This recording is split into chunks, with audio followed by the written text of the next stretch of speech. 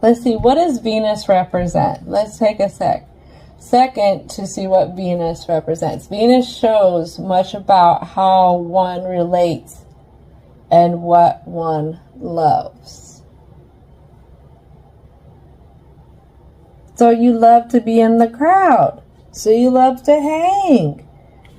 But the thing is, something's not matching up. These people aren't matching up with the type of love that you're looking for. The type of love that this Capricorn wants to be cloaked in. And what I have here is temptation. Temptation. Look at that. Who is that? That's Capricorn, number 15. Temptation. What is this temptation on? Justice.